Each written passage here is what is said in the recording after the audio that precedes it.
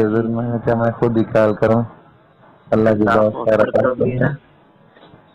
تو حضور عرض یہ ہے جی کہ یہ فقیر جب آپ کا رات کو ایک بیان سن رہا تھا مگر فقیر بیان مکمل نہیں سن سکا تو یہ فقیر کی آنکھ لگ گئی اور گناہ گار کو میرے سرکار میرے نانا پاک خاتم النبیین صلی اللہ علیہ وسلم نے اپنے دیدار کے جلووں سے نوازا. اللہ اکبر اللہ اکبر اللہ. حضور میرے سرکار میرے نانا پاک صلی اللہ علیہ وسلم کی بارگاہ عالی شان بارگاہ نوری بارگاہ اقدس بارگاہ رحمت میں اس فقیر نے ایک بزرگ کو موجود پایا اور فقیر نے دیکھا کہ ان کا چہرہ آقا کریم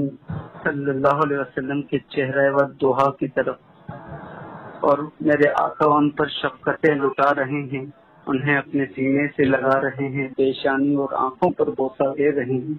اور یہ فقیر دیکھ رہا ہے کہ یہ کون خوش نصیب ہے جن پر میرے نانا پاک اپنی شفقتیں اپنی رحمتیں لٹا رہے ہیں.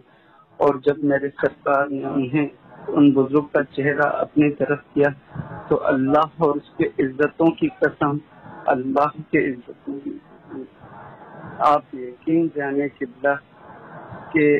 اس نبی پاک کی رحمتوں کی قسم کے فقیر نے دیکھا کہ وہ چہرہ کوئی اور نہیں آپ جناب قبلہ مفتی مہربان علی چشتی دامت برکاتہم العالیہ کا تھا. اللہ اکبر اللہ اکبر اللہ. حضور والا سب سے پہلے حدیث پاک کا مفہوم ہے. میرے آقا میرے مصطفیٰ میرے کریم خاتم النبیین صلی اللہ علیہ وسلم کا فرمان ہے کہ جس کسی نے مجھ سے جھوٹ یا جھوٹا خواب منسوخ کیا یا کوئی من گھڑت بات مجھ سے منسوخ کی اس پر ہماری شفاعت حرام ہے وہ جہنمی ہے بدترین کاذب ہے. اور فقیر اس حدیث پاک کو مد نظر رکھتے ہوئے حلفیہ قسمیہ عرض کرتا ہے کہ اگر یہ خواب خود ساختہ من گڑت ہو یا ایک لفظ کا بھی جو میری سرکار فرمایا ہے اس سے ایک لفظ کا بھی خود سے اضافہ ہو تو یہ فقیر حشر میں نانا پاک صلی اللہ علیہ وسلم کی بارگاہ میں شرمندہ اور باطل ٹھہرے اور آپ جناب قبلہ مفتی صاحب کا دست اقدس اور فقیر کا گریبان ہو. اللہ اکبر اللہ اکبر. اور میرے سرکار کریم نے جب آپ کی زیارت کروائی آپ کا چہرہ مبارک دکھایا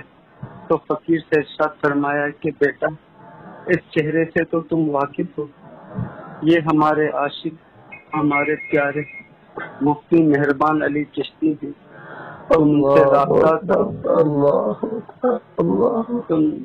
تم ان سے رابطہ کرو انہیں ہمارا